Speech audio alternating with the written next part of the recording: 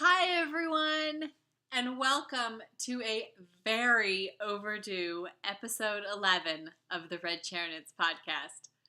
My name is Colleen, and as always, I'm coming to you from my red knitting chair here at my home in Pennsylvania. It has been quite a while since my last podcast, far longer than I intended. Somehow I thought I had already recorded episode 11. I'm not sure if I lost it on my computer and never uploaded it, or if I uploaded it and something went wrong. But it's not on my computer. It's not on YouTube. So maybe somehow episode 11 only happened in my head. I mean, I don't think that's what happened, but regardless, you guys never saw episode 11. So this is my reworked episode 11, quite a bit later than I had intended. So my apologies to my returning viewers. I so appreciate you all coming back after basically dropping off the face of the earth for a couple of months. Welcome back. And for those of you who are new, welcome to my podcast about knitting, crochet, and all things yarny goodness. You guys don't care that it's been a while since my last podcast because you're new. So, welcome. If you want to find me online, you can find me on Ravelry and Instagram as Colleen Diane 12. Those are really the only places that I hang out online, so look for me there if you're so interested. So I'm just going to dive right into the knitting content. I wish I could say that seeing as I'm covering 3 months, I have a significant amount to show you, but I don't have as much as you would think. Haven't had as much time to knit as I had previously, but I do have a couple of things. The first, for those of you who are new, I am a medical student in my 3rd year, so I'm on my clinical rotations, and I am doing one project per rotation with a skein of yarn that somehow reminds me of that rotation. And in the length of time since my last podcast, I have finished one rotation and I'm almost done with my second. So for my first rotation, these are my pediatric socks. As you can see, I have not woven in the ends. That's pretty much the theme with all my finished objects this episode. I really haven't bothered to weave in a lot of ends recently. Oops. Anyway, these are a basic vanilla sock. I did a 2x2 rib, the heel flap and gusset, and I did 56 stitches for these. That's my stitch count. That works pretty well for me. I love them. These reminded me very much of childish crayon scribbles, which seemed appropriate for pediatrics. The yarn is from Counting Sheep yarn, and the colorway is Ribbons and Bows, which was a Christmas colorway. So I'm not sure if it's still available, but I love it. It's a lot of fun. There's these socks. And for my second FO, I have another pair of socks from my current rotation. So these are my OB socks. So I'm on my OBGYN rotation. I'm having a lot of fun. And this colorway just seemed perfect for these socks and for this rotation. The pattern for these socks, these are Mrs. Weasley's family socks. The pattern is by Molly of A Homespun House. I like it because it's very subtle. It's not an in-your-face pattern, so it doesn't overshadow the yarn, but it's just different enough that It was something that was a nice change from my usual vanilla sock. So here they are. One thing I noticed when I was getting ready for the podcast, these socks fit me really well. My pediatric socks also fit me really well, but when I hold them up together, my pediatric socks look like babies. I'm not sure why that is. They both, like I said, fit me. So I guess my ped socks just have quite a bit more negative ease. I don't know. We'll see how they wear once I start wearing them more frequently, but I gotta get the ends woven in for that. Anyway, that was just a little side note, the thing that I noticed when I was setting these up. Anyway, the yarn for this I don't think I've mentioned yet. This is Unplanned Peacock, and the colorway is 6 Swans. And this was a yarn that I picked up at the Steel City Fiber Festival I think it was in April. So I was pretty pleased with myself using some of my festival purchases, not sitting in my stash for ages and ages and ages. Not that there's anything wrong with that. I have plenty of yarns that have been in my stash for ages and ages and ages.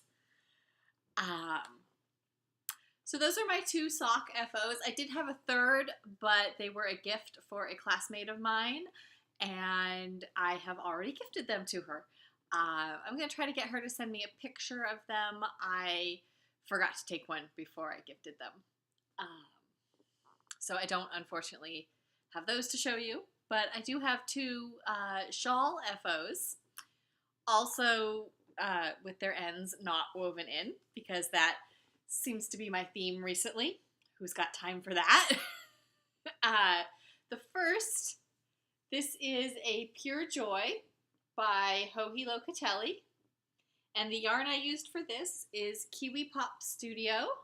The main color here is Jewels, and the contrast color, which is this gray, is called Silver Gray. And this is her sock pop base, and I love this. This is the second of these that I've made. The first one blocked out really well, but I still thought it was a smidge small, and I had quite a lot of yarn left over. So I sized up my needles for this one, which I think is something I'm going to need to do on all my shawls moving forward. Gauge isn't as important in shawls, and so I don't even think I need to swatch. I just think I need to know to size up my needles, just based on a number of shawls that I've made recently. Anyway, total side tangent, whatever. Words are not my friend right now. This one is a perfect size, which is great because this one I'm keeping for myself. The other one that I had made was gift. This one I will be keeping, and I really do like the size on this. And the yarn, it's super squishy. I really wish you guys could just reach through the screen and feel some of these yarns, which is something I always want to do when I'm watching podcasts. So I always want to reach through and just squeeze. Which could be taken in the totally wrong way, but we won't go there. I feel like this is going to be a very awkward podcast because I haven't done this in a while, but please excuse the awkward. All right, so let's move on to another project before I completely embarrass myself. The last finished object that I have, I know you'd think with 3 months I'd have like 18 projects to show you, but 4's not terrible, right? This is my snow melt shawl, and this, let me see if you can see all of it. This was, as many of you know, that is the wrong side of the shawl. There we go. I don't know if you could even tell the difference. I know my light is terrible. I'm losing light fast, so if I'm talking fast, I'm sorry. Anyway, this was a mystery knit along.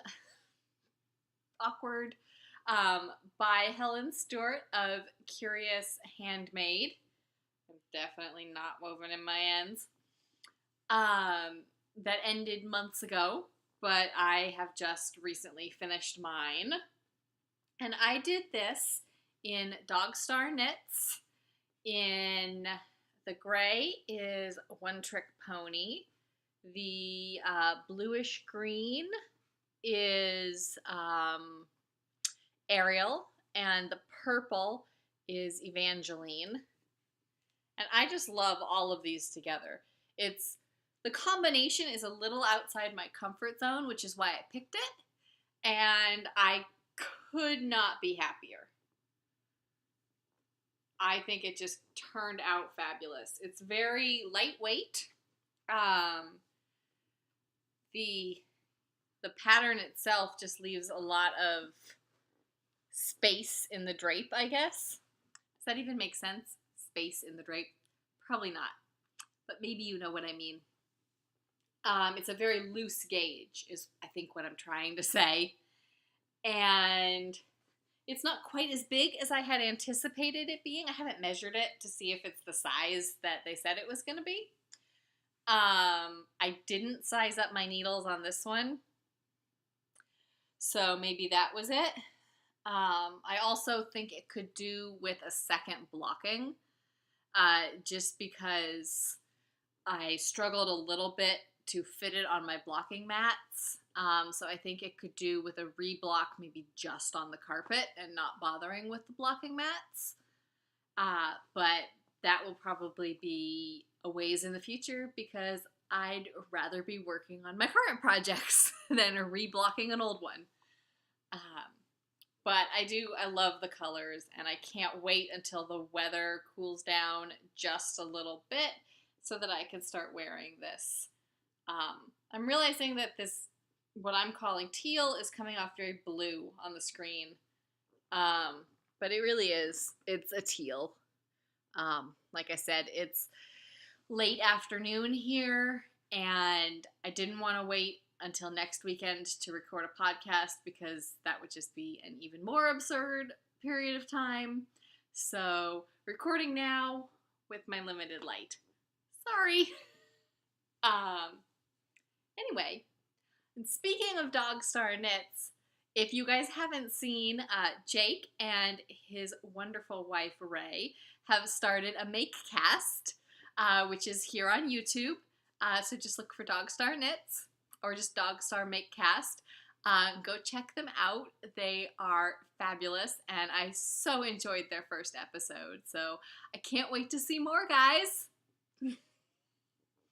All right. Moving right along, those are my FOs.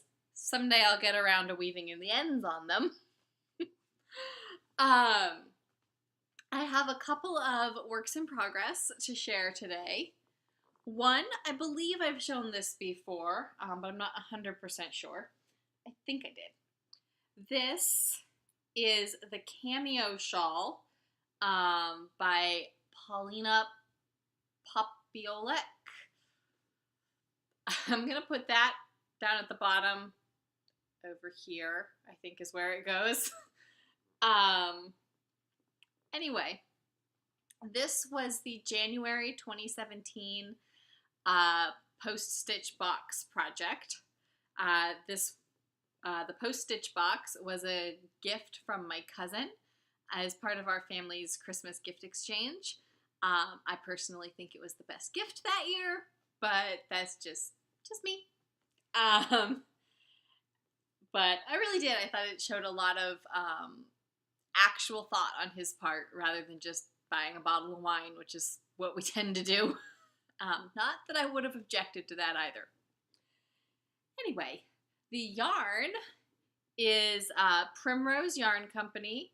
The purple is called Plum Tart, and the creamish white color that I'm just starting to incorporate is called Snow Owl.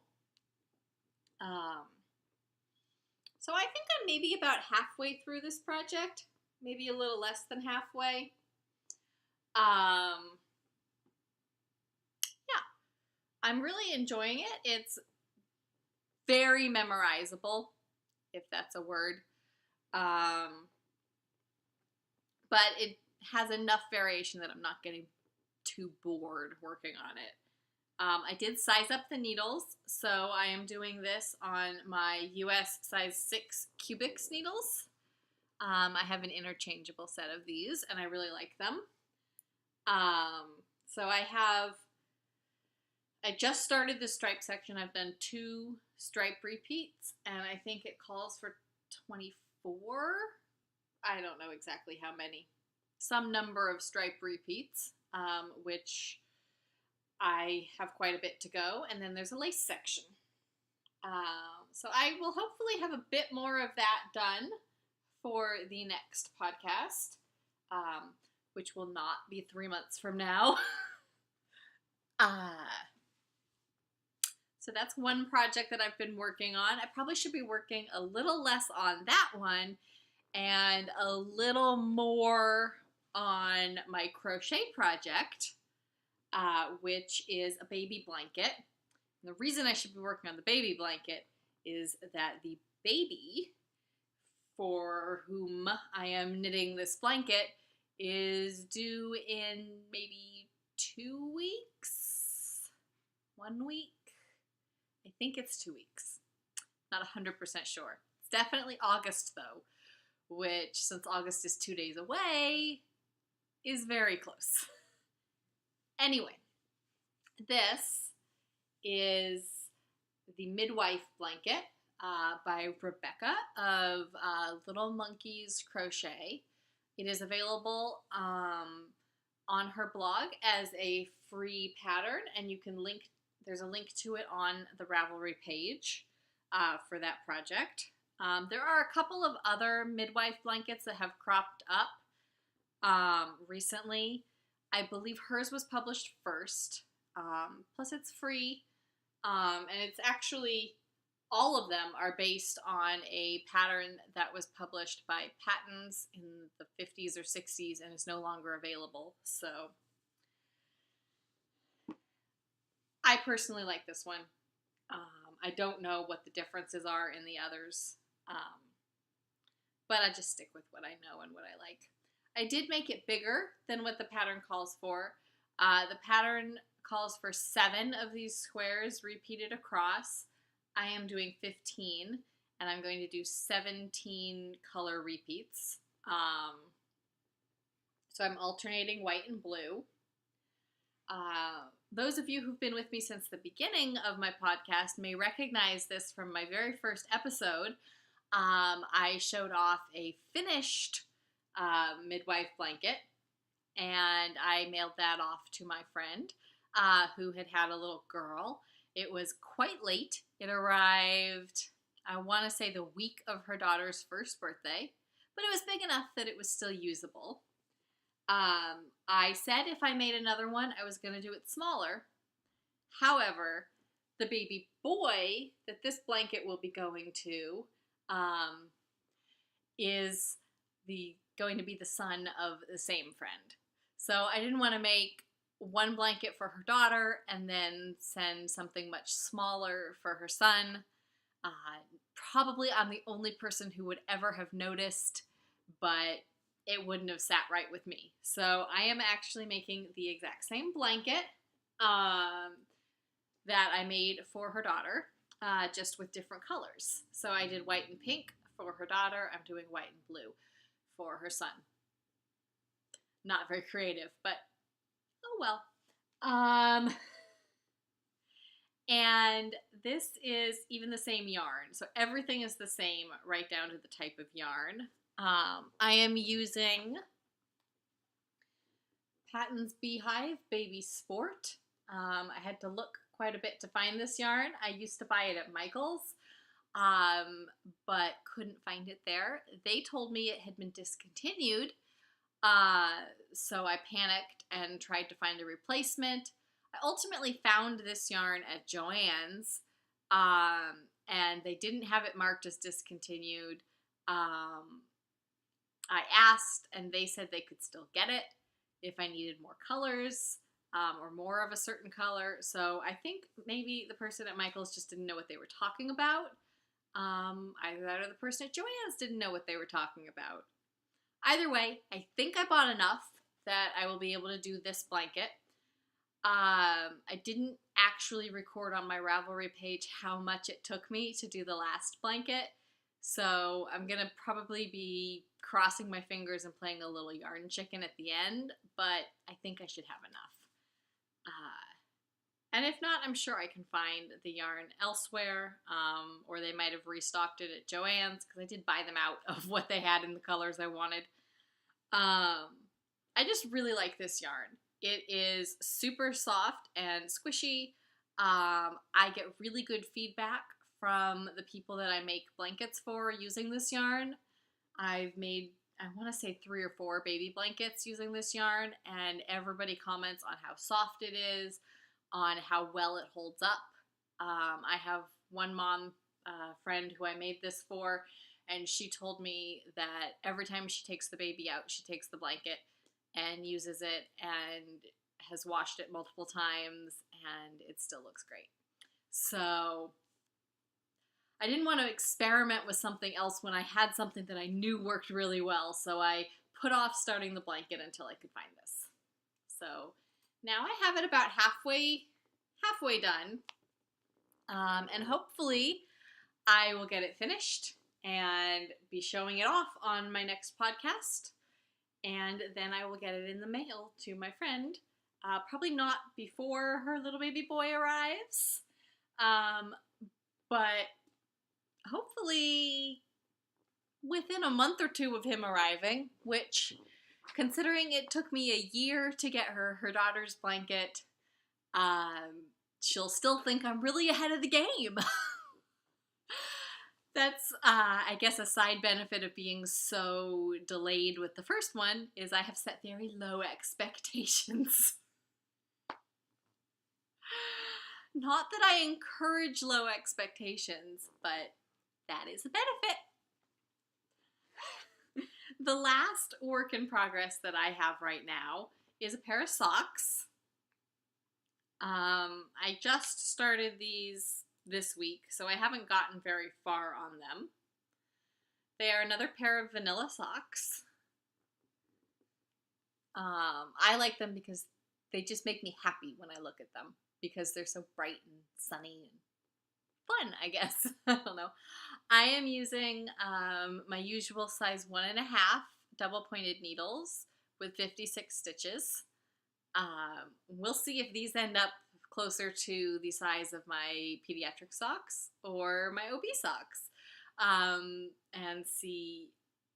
I can't figure out the size difference on those two, so we'll see which one these end up closer to. I am doing this in On the Round, in the colorway Bright Side. Bright Side. And it's just super fun and fabulous. And I believe, if I remember correctly, she came up with this colorway for a friend of hers who was doing fiber share, and she did it for her partner and sent it to her, and then made it a regular colorway. I don't know why I blanked in the middle of that story, but anyway, I'm very glad she did, because I very much like this colorway. So there's that. And I like that the yellow kind of stripes through, but it's not actually striped. I just like everything about this. And I can't wait to have my bright and sunny socks to wear. So that's that project. And those are my works in progress for this episode. I don't really have anything else that I'm not showing off. I'm trying to limit my projects so that I actually get something done. Because when I had a lot of time to knit, it was really easy to have 4, 5, 6 projects on the go and still finish things. But when your knitting time is limited, if you keep switching between projects, nothing ever gets done. So there's that. That being said, you'll probably come back next time and I'll probably have like 7 projects going. So that is all I've been working on, and I have a couple of acquisitions to show, but not a ton for it having been 3 months. And I don't feel super guilty about them. Not that I ever feel guilty about my acquisitions, because 2 of them were gifts. So, gifts or prizes or whatever you want to call them. The first, the one I actually bought, is the Doctor Who Christmas in July kit that Georgianne of Stitching Plaza and Meg of Bad Wolf Girls Studios did. So this is the bag. It's drawstring, so that just makes me happy. I could sit here, not all day, but for a good amount of time just doing that. There's something very satisfying about that. And I love Doctor Who, so I could not resist. And yes, I am very excited about Jodie Whittaker as the new Doctor. If you haven't watched Broadchurch, which is what she's probably best known for, it's on Netflix. Do yourself a favor and watch it. Even if you don't like Doctor Who, even if you don't care, it's a fabulous show. And she's a fantastic actress, and everybody in that show is fantastic. Anyway, that's my little endorsement for today. This is the yarn that came in the kit. Meg did a fabulous job with this Christmas colorway, and I can apparently not find center. There were also 2 little stitch markers that were holiday themed.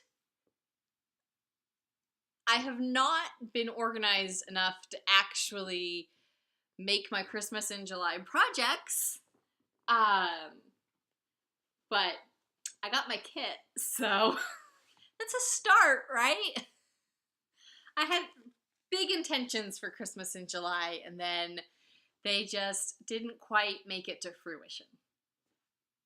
These things happen, right?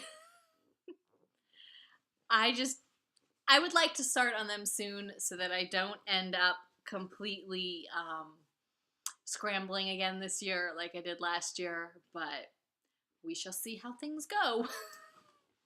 Because it's hard to focus on knitting for other people when there's so many projects I want to make for me. Anyway, my next acquisition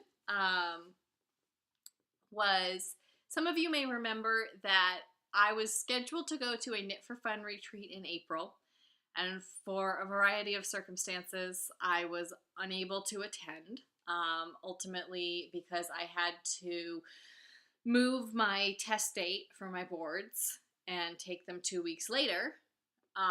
So I was not able to go to that knitting retreat in Maine, which was so sad because it looks, from everything I saw on Instagram, like it was an incredible weekend.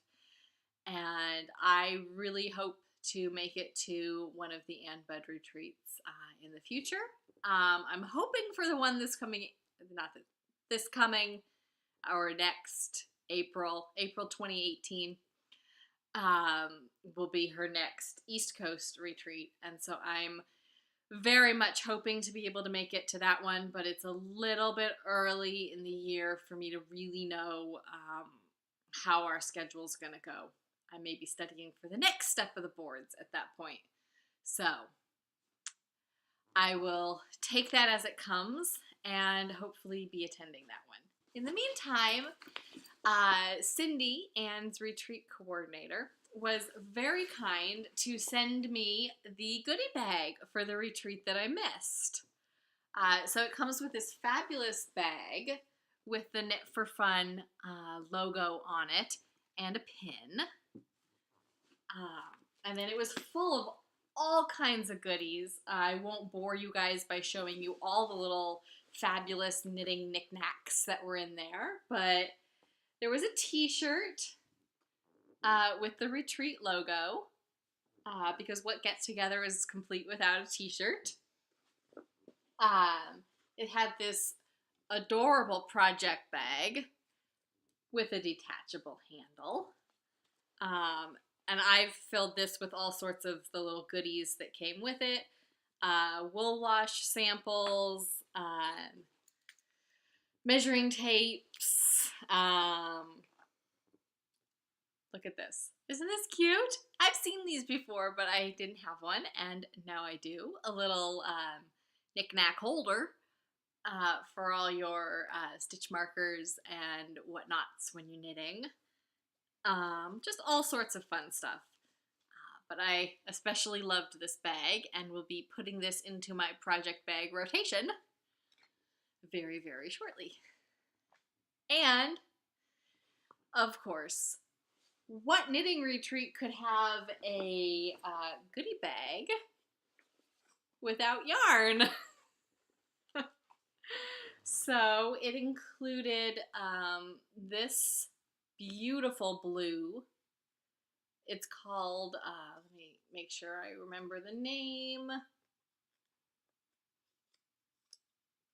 I thought it had a name. Oh, there it is. Blue Lobster. I don't know. It's not quite as bright as it's coming through on the screen, but like I said, it's late in the day and my lighting is terrible, so I apologize. This is by Forage Color, and I believe was dyed for the retreat. So it's cool that I got one of these. There was also a pattern for a cowl that was designed specifically for the retreat. So I will probably use this to make that so that I can at least feel like I was part of it in some way. The other skein is a skein of Cloudborn yarns in the colorway Black Walnut.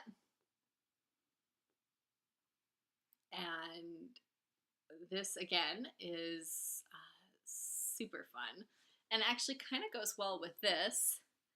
All the blues picking up on each other. So yeah, I forgot that they had said they were going to send me this. And so when it arrived, it was quite a pleasant surprise to find in my mail. There was also a little note, a little handwritten note from Anne. So that was, I thought, a very nice touch. And I've just, even though I didn't get to go, I was so impressed with the personal attention and the planning that seemed to go into it. And like I said, I really, really am hoping to be able to go to the one next April. So if anybody wants to join me, I will be sure to say here on the podcast when registration opens, and it would be so fun to have a group of people going. And my last acquisition. It's really 3, but it was one acquisition, really.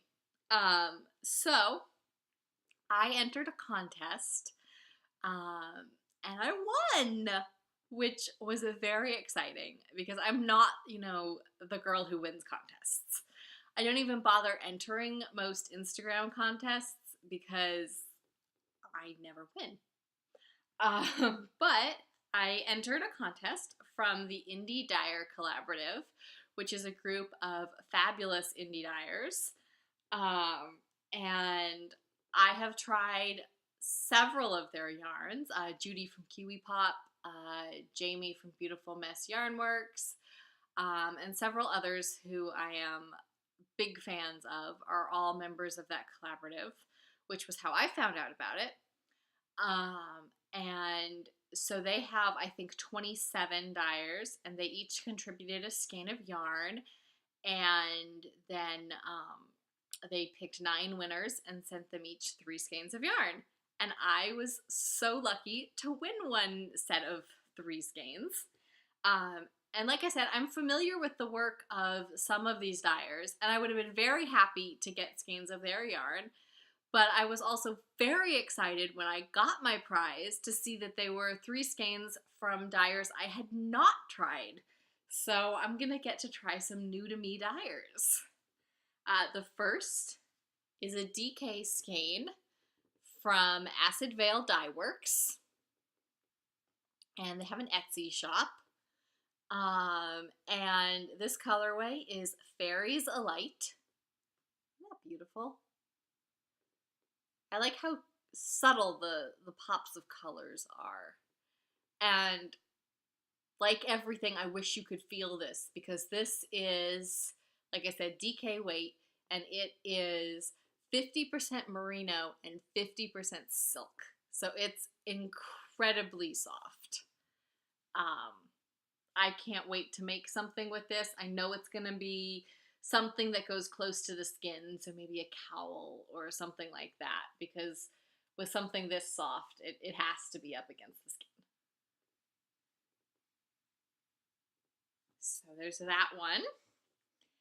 And then this beautiful skein from Material Culture Fiber Arts. This one is called Hummingbird, and it is a fingering weight. It is 75% superwash merino, 15% nylon, and 10% tencel. And again, just beautiful. I love the colors. I love the purple and green together. They're a little outside my comfort zone. The whole set of 3 were colors that were, not that I wouldn't have bought them, but they are a little bit outside my comfort zone that I gravitate towards when I'm buying yarn, which, as many of you know, is pinks. So it was really nice to get these, and I will be doing some projects that are not pink. And I thought this was especially fun that these were hand-dyed in Claremont, which is in California. I am from California, as many of you know. I'm not from Claremont, but there are several colleges in Claremont, and both of my sisters and my parents and my grandparents all went to college in Claremont. So I'm very familiar with Claremont. I was the odd duck out in that I chose to not go there.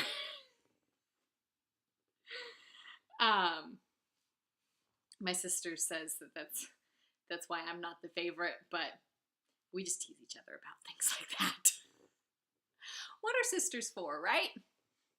Anyway, my last skein was from another dyer who I also believe is in California. This is from Forbidden Woolery. You see the sparkles? Look at that. Look at how gorgeous that is. You guys know I'm a sucker for sparkles. So this just drew me right in. I can't wait to work with this. The color here is Ostensible Strife, and it is another fingering weight. It is, let's see, I think it's a fingering weight. I'm not 100% sure. I think it is. Anyway, it's 70% merino, 20% nylon, and 10% stellina. And it's just gorgeous.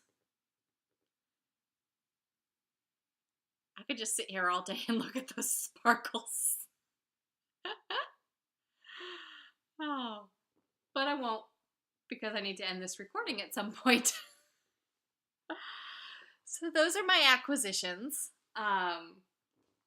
And that's really all I have for today's podcast. I don't have a lot for chatter because I've mostly been in school. Rotations are going very well. I have enjoyed both of my rotations so far. I start my 3rd rotation a week from tomorrow, so I still have a week left of my OB-GYN rotation. I'm having a lot of fun. third year is fantastic. I love getting out into the hospital and actually seeing patients and getting to do things rather than sitting in a classroom. There's certainly merit to the classroom years. I'm not saying they should change the structure. I'm just saying, for me personally, I am having a lot more fun now. But yeah, other than that, I haven't really been up to a lot. So I won't bore you by trying to fill a chatter section. And I will just say, I hope you are all having a fabulous summer. Those of you who have children, I hope they're not driving you too crazy being home from school. And I hope you are all getting to spend some quality time with your knitting this summer. And with that, I will say goodbye and see you all in a couple of weeks with my next podcast. I promise it will not be 3 months this time. Bye, everyone. Have a wonderful week.